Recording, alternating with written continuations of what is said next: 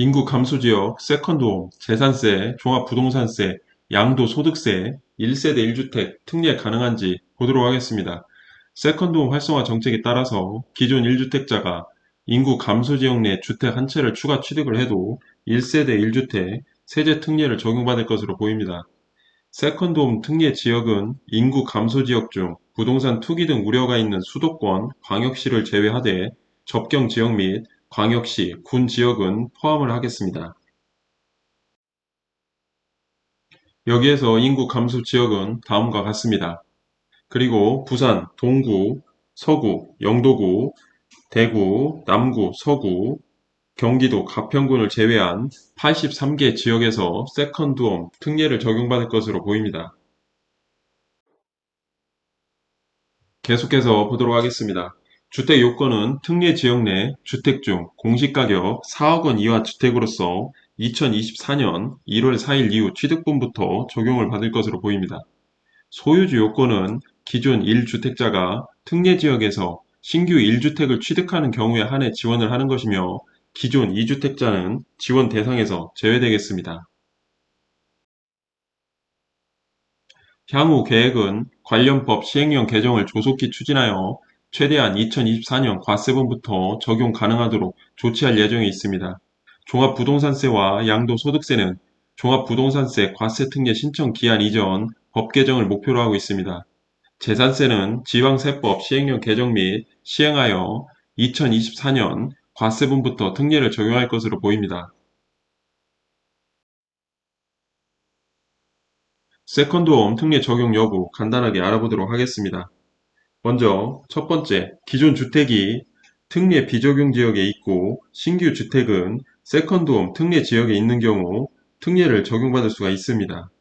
두 번째, 기존 주택이 세컨드홈 특례 지역 중 특례 지역 A에 있고 신규 주택이 특례 지역 B에 있는 경우 특례가 적용이 가능하겠습니다. 세 번째, 기존 주택이 세컨드홈 특례 지역 중 특례 지역 A에 있고 신규 주택도 특례 지역 A에 있는 경우 특례를 적용받을 수가 없습니다. 네 번째, 기존 주택이 세컨드홈 특례 지역에 있고 신규 주택이 특례 비적용 지역에 있으면 세컨드홈 특례를 적용받을 수가 없습니다.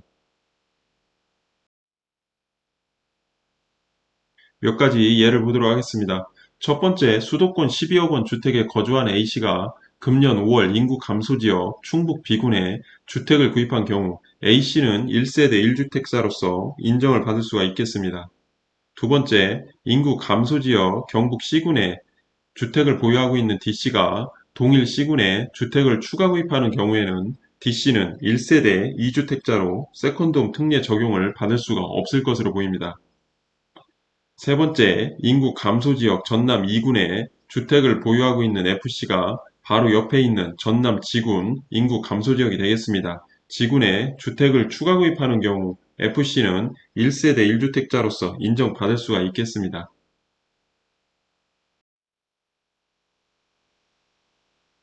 세컨드홈 세제 특례에 따른 세부담 변화 예를 들어 보도록 하겠습니다. 기존 1주택자가 인구 감소 지역에서 세컨드홈 신규 취득하였다고 가정을 하고 기존 1주택은 취득가액 9억 원, 양도가액은 13억 원이고 공시가격은 9억 원이 되겠습니다.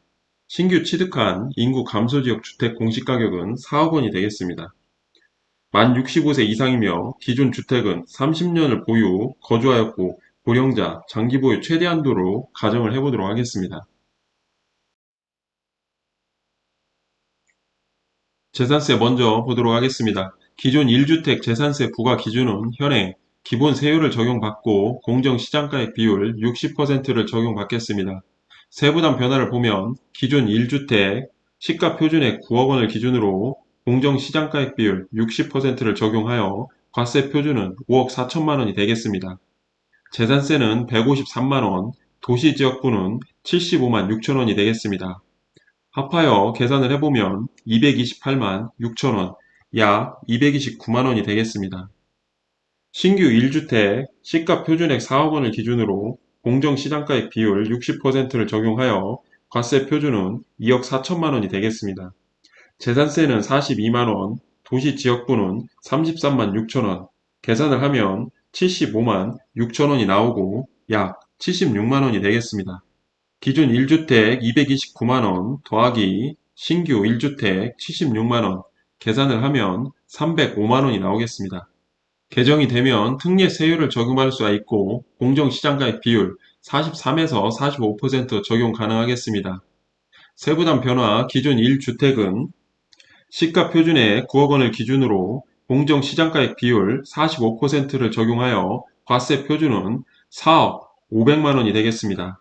재산세는 78만 7,500원, 도시지역부는 56만 7천원, 계산을 하면 135만 4,500원이 되겠습니다. 약 135만 원이 되겠습니다.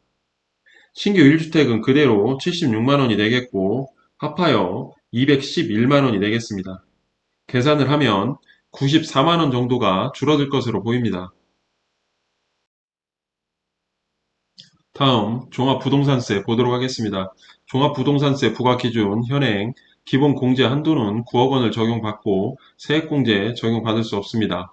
세부담 변화에서 보면 공시가격 합산액 13억 원, 공제 금액은 9억 원, 과세 표준은 공정시장가액 비율 60%를 적용하여 2억 4천만 원이 되겠습니다. 종합부동산세는 120만 원, 재산세 중복분 45만 1천원, 결정세액은 74만 8,900원으로 약 75만 원이 되겠습니다. 이 부분이 개정이 되면 기본 공제 한도는 12억 원을 적용을 받고 고령자, 장기 보유자, 세액공제 최대 80%까지 적용을 받겠습니다. 세부담 변화를 보면 공시가격 합산액 13억 원, 공제 금액은 12억 원, 과세 표준은 공정시장가액 비율 60%를 적용하여 6천만 원이 되겠습니다. 종합부동산세는 30만원, 재산세 중복분 10만 8천원, 산출세액은 19만 2천원이 나옵니다. 여기에서 연령공제 만 70세 이상 40%까지 공제가 가능하여 76,800원, 보유기간 공제 15년 이상 50% 공제가 가능하여 9만 6천원, 계산을 하면 17만 2,800원이 나옵니다. 그러나 최대 80%까지 적용이 가능하기 때문에 17만 2,800원에서 15만 3,600원까지 적용을 받겠습니다. 따라서 결정세액은 3만 8,400원, 약 4만 원이 나오겠습니다. 여기에서도 71만 원 정도가 줄어들 것으로 보입니다.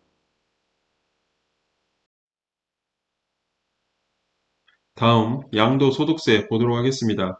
기존 1주택 양도시 양도소득세 부과 기준은 현행 기본 세율을 적용받고 일반 장기보유 특별공제 30% 적용받겠습니다. 세부담 변화를 보면 양도가액은 13억 원, 취득가액은 9억 원, 양도 차익은 4억 원이 되겠습니다.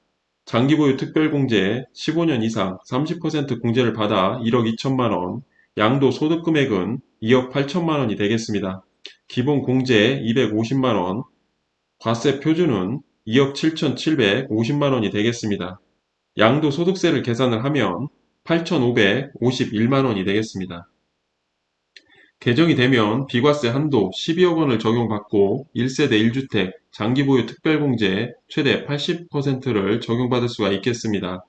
세부담 변화를 보면 양도가액 13억 원, 취득가액 9억 원, 양도 차익은 4억 원이 되겠습니다.